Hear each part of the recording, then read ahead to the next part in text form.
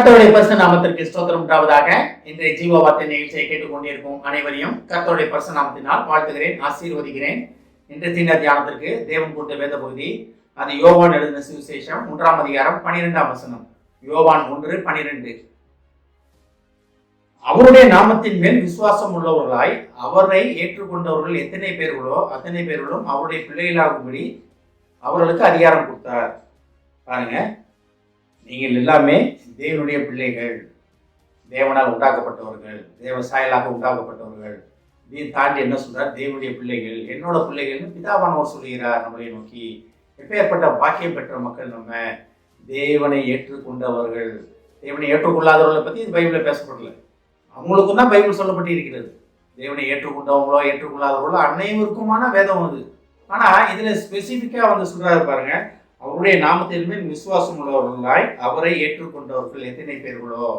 அப்ப தேவனை அறியாத மக்களும் அவர் நாமத்தின் மேல் விசுவாசம் உள்ளவர்களாய், தேவன் இயேசு கிறிஸ்துவின் ஒருத்தர் உண்டு, இவர் தான் நம்மளை விடுதலை பண்ணுகிறவர், இவர் தான் நமக்கு ரட்சகர், இவர் தான் ஒரு மூலமாக தான் நம்ம பரலோகத்துக்கு போக முடியும், நம்ம பாவங்களை மன்னிக்கிற வல்லமை அவருடைய ரத்தத்துக்கு உண்டு அப்படின்னு அந்த சுவிசேஷத்தை ஏற்றுக்கொண்டவர்கள் எத்தனை பேர்களோ, அது யாரா இருந்தாலும் சரி, நம்ம கிறிஸ்தவர்களோ இருந்தாலும் சரி, தேவனை அறியாத புறஜாதி மக்களும் தேவனை பற்றும் அறிவிலை தெரிந்து கொண்டு அவங்களை அறிந்து கொண்டாலும் எத்தனை பேர் இருந்தாலும் சரி, அத்தனை பேரும் என்ன அதிகாரம் கொடுக்குறாரு பாருங்க, தேவனுடைய பிள்ளைகள் ஆகும்படி அதிகாரம் கொடுக்கிறார்.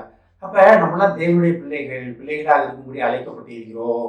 வீட்டில் வந்து சாதாரணமா அப்பா அம்மா முன்னால் எப்படி நடக்கிறோம், வெளி உலகத்துல எப்படி நடக்கிறோம், கொஞ்சம் நம்ம யோசிச்சு பார்ப்போமே, நாமே நம்மள கொஞ்சம் தியானிச்சு பார்ப்போம், அது எப்படி நம்ம வீட்டில் எப்படி நடக்கிறோம், வெளியே உலகத்துல எப்படி நடக்கிறோம் அப்படின்றத. நிறைய பிள்ளைகளை பார்த்துருக்கேன், நானே இப்படி இருந்திருக்கேன். வாலிப வயதில் வீட்டில் அப்பா அம்மாவுக்கு பயந்து இருக்கிற மாதிரி இருக்கும், ஆனால் வெளியே போனோன்னா யாரையும் வந்து பாரு அப்படின்றது, எங்கே சண்டை போடுறது, நம்ம இஷ்டப்படி நடக்கிறது, சுய எச்சின்படி நடப்பது, இது எல்லாமே நடக்கும். ஆனால் வீட்டுக்குள்ளே வந்தோன்னே சீனுக்கு குடிக்கிற அப்பா அம்மாவுக்கு சீனுக்கு குடிக்க முடியுமா, தண்ணி அடிக்க முடியுமா? ஆனால் வெளியே போனோம்னா எல்லாம் செய்யலாம், எல்லாம் நான் என்ன நினைக்கிறோமோ செய்யலாம். ஆனால் அப்பா பார்த்து கொண்டே இருக்கிறார் அப்படின்னு என்ன நம்பி விட்டுருக்காங்க அப்படின்ற பிள்ளைகள் வந்து குடியிருக்கவங்க அவங்க எந்த தவறும் செய்ய மாட்டாங்க. அந்த மாதிரி இப்போ ஃப்ரெண்ட்ஸும் இருந்திருக்காங்க எனக்கு. நீங்களும் அதை நிறைய பார்த்துருப்பீங்க, நீங்களுமே இருந்திருப்பீங்க, இந்த மாதிரி இருந்திருப்பீங்க. வீட்டை விட்டு வெளியே வந்தால் ஒரு வாழ்க்கை, வீட்டுக்குள்ளே ஒரு வாழ்க்கை. அப்போ ரெட்ட வாழ்க்கை வாழ்ந்து கொண்டு இருக்கோம் மனிதர்களாக நம்ம காணப்படுகிறோம். நம்ம வந்து இச்சை நம்மளோட ஆசை பாசங்களை நிப்பாட்ட முடியல, பிதாவுக்கு அப்பா அம்மாவுக்கு பயந்து நடக்கணுன்றதையும் நம்மளால் விட முடியல. ரெண்டுக்கும் நடுவில் ஒரு இடைப்பட்ட வாழ்க்கை வாழ்ந்து கொண்டு இருக்கிறோம். ஆனால் தேவனுடைய பிள்ளைகளாக இருந்தோம்னு வச்சுக்கோங்களேன், பிதாவானவரனை பார்த்து கொண்டே இருக்கிறாருன்னா நம்ம எந்த இடத்துல இருந்தாலுமே நம்ம சரியாக இருப்போம். அதாவது நிறைய நேரத்தில் ஒரு சென்சஸ்ல சொல்லுவாங்க, மனிதன் வந்து தனிமையில் இருக்கும் பொழுது தன்னை யாரும் பார்க்கல, தன்னை சுற்றி இருக்க மக்களுக்கு வந்து என்னை தெரியாது, நான் யாருமே தெரியாது, நான் தனிமையில் இந்த இடத்துல வந்து எனக்கு தெரிஞ்சவங்க யாருமே இல்லை அப்படின்னா அது எந்த எக்ஸ்ட்ரீமும் போக தயாராக இருப்பாங்களாம். ஒரு சாதாரண ஒரு உளவியல் சென்சஸ் ஒன்று சொல்லுவதை பற்றி. ஆனால் தேவனுடைய பிள்ளைகளாக இருக்கும் நம்ம வந்து எப்படி இருப்போம், தேவனுக்கு பிரியமானபடி இருப்போம். அவரை ஏற்றுக்கொண்டோம்னா எப்படி இருக்கணும், ஒரு சாயலாக படைக்கப்பட்ட நம்ம, அவர் நமக்காக வைத்திருக்கிற வேதத்தை அறிந்து கொண்டு நம்மளுடைய வழிகளை அறிந்து கொண்டு அதன்படி நடப்பவர்களாக நாம் காணப்பட வேண்டும். அப்ப தேவனுடைய பிள்ளைகளாக இருக்கும்படி நமக்கு அதிகாரம் கொடுத்திருக்கிறார், தேவனே அதிகாரம் கொடுத்திருக்கிறார் நமக்கு. அப்ப நம்ம அந்த அதிகாரத்தை வைத்து என்ன செய்ய போகிறோம், அந்த அதிகாரத்தை அந்த அழைப்பை வைத்து நம்ம என்ன செய்ய போகிறோம் என்பதை நாம் இன்றைய தினம் தியானிப்பதற்காக தேவன் உங்களை அழைக்கிறார். தேவன் பிள்ளைகளாக இருக்கும்போது அதிகாரம் கொடுத்திருக்காருன்னா உங்க மூலமாக அநேகர் தேவன் அண்டை வர வேண்டும், அன்னையருக்கு நீங்கள் சாட்சியாக வாழ வேண்டும், கிறிஸ்துவை பிரதிபலிப்பவர்களாக, கிறிஸ்துவை வெளியே காட்டுபவர்களாக நீங்கள் வாழ வேண்டும். நடமாடும் நிருபங்களாக பவுல் சொன்னது போல நீங்கள் நடமாடும் நிருபங்களாக இருப்பதற்காக தேவன் உங்களை அழைக்கிறார். தேவனுடைய பிள்ளைகளாக இருக்கும்படி எப்படின்னா எப்படி, தேவன் தன் சொந்த குமாரனை எதுக்காக அனுப்பினாரு, நம்மளை மீட்டுக் கொள்வதற்காக. நம்ம ஒருவேளை அந்த விஷயம் வந்து போக வேணாம், அந்த விஷயம் போகிறதுக்காக தேவன் நம்மளை அழைக்கவில்லை, ஆனால் அடுத்தவங்க சாட்சி உள்ள வாழ்க்கை வாழ்வதற்காக தேவன் நம்மளை அழைக்கிறார். நாம எந்த இடத்துல இருக்கோம், நம்ம ஆராய்ந்து பார்ப்போம். அதனால தான் பாருங்க, அவருடைய நாமத்தின் மேல் விசுவாசம் உள்ளவர்களாய் அவரை ஏற்றுக்கொண்டவர்கள் எத்தனை பேர்களோ அத்தனை பேர்களும் அவருடைய பிள்ளைகளாக இருக்கும்படி நமக்கு அதிகாரம் கொடுத்திருக்கிறார்.